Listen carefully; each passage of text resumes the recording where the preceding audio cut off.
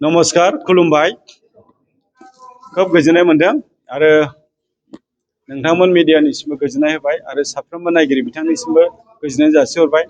दिनै जोंनि दोलोआव 200 जननिबो बांसिन गोबां दोलोनिफ्राय फैनानै जइन जाफैदों। बेफोरनि मादावनो दङ इउपिपिएल दोलो, बिपिएफ दोलो आरो बिजेपि दोलो। बे मोनथाम दोलोनिफ्राय फैनानै गोबां दैदेनगिरिजों लोगोसे बेयाव मान्यगण्य व्यक्तिफ्रा दिनै फैनानै जोंजों कंग्रेस दोलोआव जइन जाफैदों।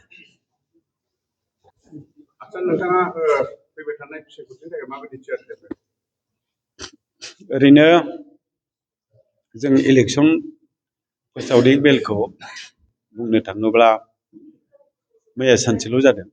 मैयाजों दाख्लैजों साननै जाबाय, दिनै सानथाम हाबगासिनो दं। सानथामनि गेजेरावनो जाबायदि मोनसे प्रिपारेसन जों दिनै मोननो हादों इन्टारनेलि, बे खोब बाख्नायथाव, खोब मोजां।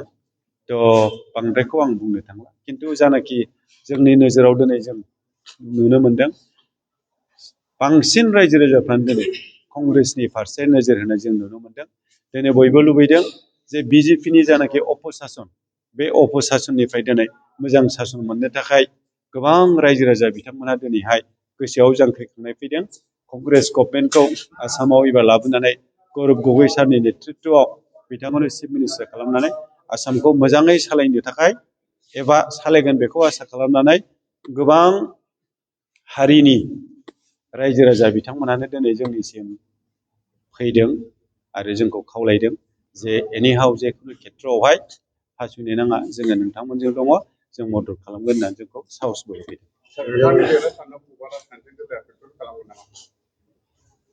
दिनैनि दिनाव इलेक्सना आवगायनि बायदि जाला, एसे आलदा सिस्टेम जाबाय।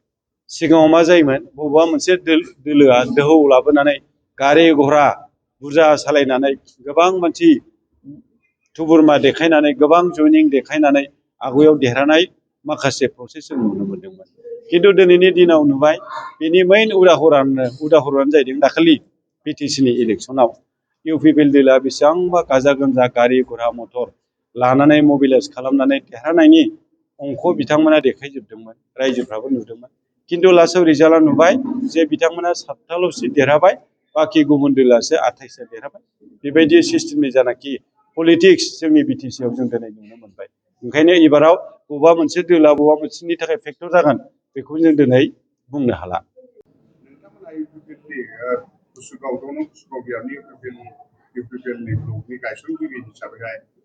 गोबाव सम खामानि मावबोखांनायनि उनाव दिनै नुनो मोनदों नोंथांमोना इउपिपिएल राजखान्थि दोलोखौ गारबोनानैहाय कंग्रेस दोलोआवहाय जइन जाफैबाय। मा जानो थाखाय जइन जाफैदों?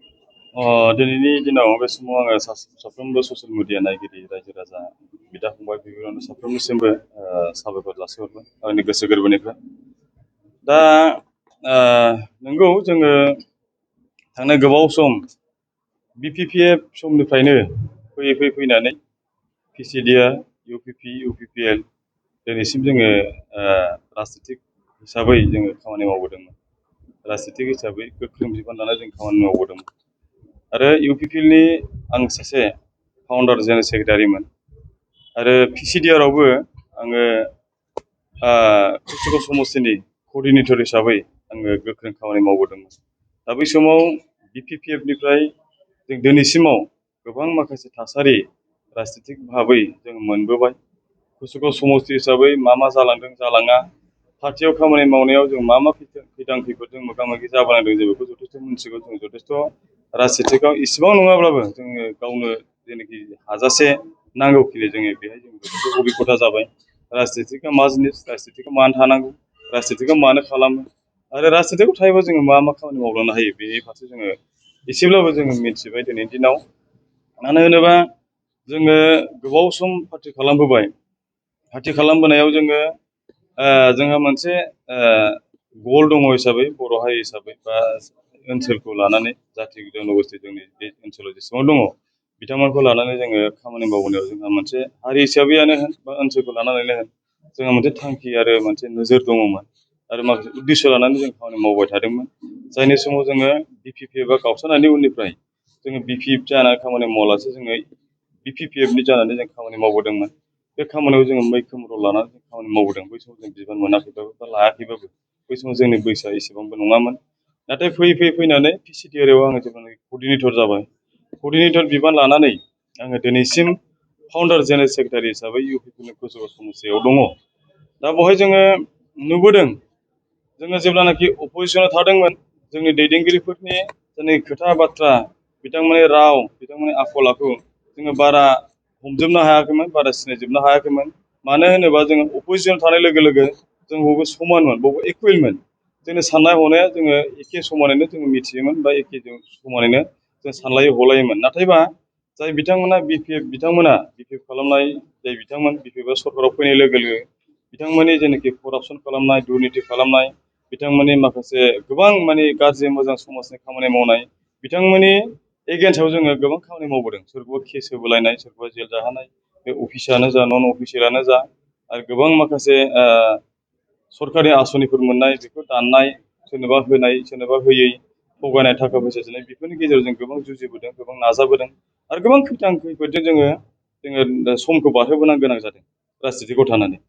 नाथाय इउपिपिएलआ 2020 मायथाइयाव बिटिसि इलेक्सन जाखांनायनि उनाव बिटिसिआव जेब्लानाखि सरकाराव फैयो इउपिपिएलआ, बेवहाय जोङो इउपिपिएल हिसाबै जोङो नुबाय जोंनि दैदेनगिरिफोरखौ बै समाव जे बिथांमोना प्रतिश्रुति होदों, कमिटमेन्ट होबोदों, बे पार्टिनि वार्कारफोरनि सायावनो जा, पाब्लिकफोरनि सायावनो जा, बिथांमोननि कमिटमेन्ट होनाय जेनाखि खोथा बुंबोनाय, बैफोर जिनिसखौ जोङो बिथांमोननि बुंनाय बायदि, बिथांमोननि खोथा होबोनाय बायदि जोङो मावनायखौ नुनो मोनाखै आरोलाय।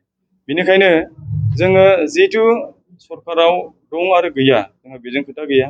खामानिया पार्टिनि जानानै जुदि खामानि मावबा, जों जुदि समाजनि जानानै जुदि जों खामानि मावदोंबा, रायजो राजानि मोजां खामानि जानांगोन, समाजनि मोजां खामानि जानांगोन। रायजो राजा मा लुबैदों, रायजो राजानि समस्या आरो समस्याफोरखौ जों समाधान खालामनो थाखाय जोङो खामानि मावदोंबा, जोङो रायजो राजानि थाखायनो जों खामानि मावनांगोन। दिनै जों नुबाय बिपिएफआ जेब्लानाखि सरकाराव दङमोन, बिथांमोना गोबां करापसन खालामदोंनो, गोबां माने सोरनिबा न'खौ दानदों, न'नि फैसा जादों, सोरखौबा दाबि दुमखि खालामदों, माखासे आसनिफोरनि फैसा जादों, साख्रि बाख्रि होनायाव फैसा जादों, बेखौ जों खोनाबाय थायोमोन, बेखौ जों नुदोंमोन आरो मिथिदोंमोन। दा बिनि थाखायनो जोङो बिटिसिआव बा बिटिआरआव बा जोंनि बे बड'लेण्ड ओनसोलाव गासैबो जाथि जन'गोष्ठीखौ लानानै जोङो दुर्निति मुक्त, खुनु दाङाबाजि दाङा हांगामा जिखुनु जानाङा, जाथि जन'गोष्ठीजों जों मिलायनानै जों जानांगौ, रायजो राजाफोरनि सायाव जोङो खाथि सोमोन्दो लानानै जों खामानि मावनांगौ। बैफोर खामानिखौ जोंनि दैदेनगिरिफोरा बुंबोदोंमोन। इउपिपिएलआ रायजो राजानि दल, रायजो राजाजों जोंहा खाथि सोमोन्दो थानांगौ, आरो रायजो राजानि जानानैनो जों खामानि मावगोन, जोंनि दैदेनगिरिफ्रा बिदि बुंबोदोंमोन। आरो जोंबो बिथांमोननि खोथा लानानैनो, बिथांमोननि माखासे अपिनियन, बिथांमोननि जेनाखि कमिटमेन्ट, बे खोथाखौ लानानैनो जोंबो फोथायनानै आरो बिसास खालामनानै जोंबो बिसासखौ आरो रायजो राजाखौ सिगाङाव दोननानै जों रायजो राजाफोरनि न' जों मिथिं दावथिं खालामहैदों, सोरबा बुजायहैदों, सोरबा माने रायजो राजाफ्रा मा खोथा बुङोबा मोजां मोनो, रायजो राजाफोरखौ जों मारैबा लाबोनो हायो, बे हिसाबै जोङो गोबां खामानि मावदों। बे हिसाबैनो बिपिएफनि माखासे वार्कार्सफोर, दैदेनगिरिफोर, बिथांमोनाबो जोंनाव गोबां जगदान जाफैदोंमोन। नाथाय इउपिपिएलआ सरकाराव फैनायनि उनाव उल्था जाफैजोबदों, गासिबो उल्था। दा बिपिएफनि दैदेनगिरि बिथांमोनाबो गोबां लिडारफोर, ससियेल मिडिया जाय बिथांमोना नायो, जों दिनै नुदों, फैदोंमोन जोंनाव, इउपिपिएलखौ मोजां मोननानै फैदोंमोन, थांखिखौ मोजां मोननानै, उद्देश्यखौ मोजां मोननानै फैदोंमोन गोबां जाथि जन'गोष्ठीनिफ्राय। नाथाय इउपिपिएलआ सरकार बायनाय लोगो लोगो बिथांमोना इउटार्न मारिफिनजोबदों। दा ओंखायनो जोंबो नुबाय, मानो थाखाय बिथांमोना इउटार्न मारिखो। इउपिपिएलआ बोसोरबा सरकार खुंखांनायनि उनावनो मानो दिनै अपजिसनावहाय थाफिननो गोनां जाखो, बा सरकारनाव थासेयावबो मानो जेननो गोनां जाखो। इउपिपिएलआ सेन्ट्रेल, स्टेट, बिजेपिजों एलायन्स जानानै खामानि मावबोदोंमोन। नाथाय बिनि उनावबाबो इउपिपिएलआ मानो सरकाराव फैनो हादिया, मानो फेलियर जाखो बिटिसि इलेक्सनाव। बेनि गुबै जाहोना जाहैबाय जोंनि वार्कार्सफोरनि गेजेराव आरो जोंनि माखासे दैदेनगिरिफोरनो, गोजौ थाखोआव थानाय दैदेनगिरिफोर, माखासे जिएम, एमपि, एमएलएफोर, बिथांमोना गावसिनि खोथाखौ नांगौ रोखोमाव इउज खालामा, बा जे खोथाखौ बुंदोंमोन, जे खोथाखौ होबोदोंमोन, बिथांमोना रायजो राजानो होबोनाय खोथाखौ मावफुंनो हायाखै। आरो वार्कारफोरजों जेनाखि खाथि सोमोन्दो थानांगौ, बिथांमोना खाथि सोमोन्दो लानो हायाखै। कमिउनिकेसननि खोथाखौ माखासे बिथांमोना मिथिं दावथिङाव जोंनि वार्कार्सफोरनि सिगाङाव बुङो, बा जोंखौ बुङो, पाब्लिकफोरजों कमिउनिकेसन थानांगौ, रायजो राजाजों सोमोन्दो थानांगौ। नाथाय बिथांमोना जोंखौल' बुङो, जोंखौ एडभाइस होनो हायो, खिन्थु बिथांमोनखौसो एडभाइस होनो दाना। दा बिथांमोननि मानियै, वार्कारफोरनि फन हमै, रायजो राजाजों खाथि सोमोन्दो थायो, जोंथ' बेखौ एसे एनै बुंनोल'सो हायो, बिथांमोनखौथ' फर्स खालामनो हाया। दा बेखौ नुनानै रायजो राजाफ्रा खुगा खेवाखै बा वार्कार्सफ्रा खुगा खेवाखै। दा बे हिसाबैनो रावखौबो बुङालासे जुजिबुजि खालामालासे बुङालासे बिथांमोना लासै दिनै इउपिपिएल पार्टिखौ नागारलांदों। दा जोंनि पार्टियाव माखासे डिसिप्लिननि आंखाल जादों, डिसिप्लिननि आंखाल आरो सिस्टेमनि आंखाल जादों। नाथायबा जोंना चिफ सारा प्रमद बर' चिफ सारा पार्टिनि आफादगिरि बिथाङा गोबां माखासे डिसिप्लिननि खोथा माखासे सिस्टेमनि खोथा बुङो। नाथाय जोंनाव सिस्टेमनि आरो डिसिप्लिननि माखासे आंखाल जादों।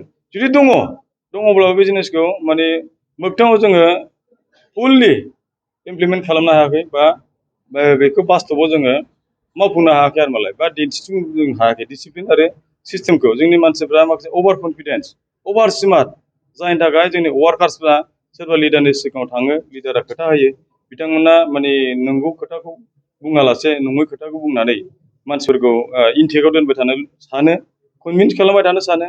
नाथाय नोङो थाइजौ गयखौबो सानसे फाननो, फंसे खोथाखौ नोङो थगायबाय थानो सानसे फिदिंनो मानसिखौलाय।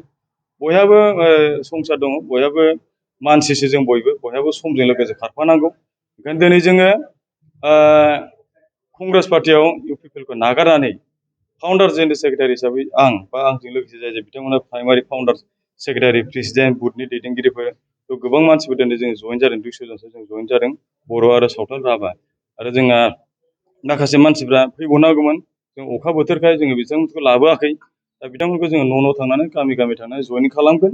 आरो जइनिं खालामखांनायनि उनाव जोङो फैगौ एप्रिल मासनि 9 थारिखआव आसाम बिधान सभा इलेक्सन जानो थांगासिनो दं।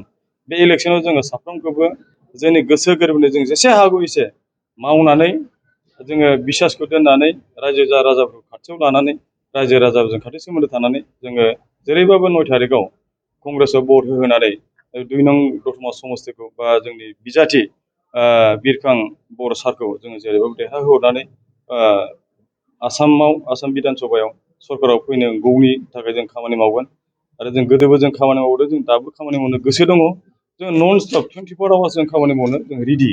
जोंनो खालि माखासे मावनो थाखाय प्लेटफर्म होनांगौ बा नांगौ, आरो जोंनो माखासे खामानि मावनो थाखाय खाबु होनांगौ। बेखिनि खाबुखौ, बे स्कपखौ मोनबानो जों दिनैनि दिनाव मावनो थाखाय बय सान्दुं अखा बार फुंखा माबा माबिजों जोंहा खोथा गैया। जों मावनांगौ नालाय मावनांगौ, जोंहा देरहाहोनायनि सार्थ'आव जों खामानि मावगोन आरो।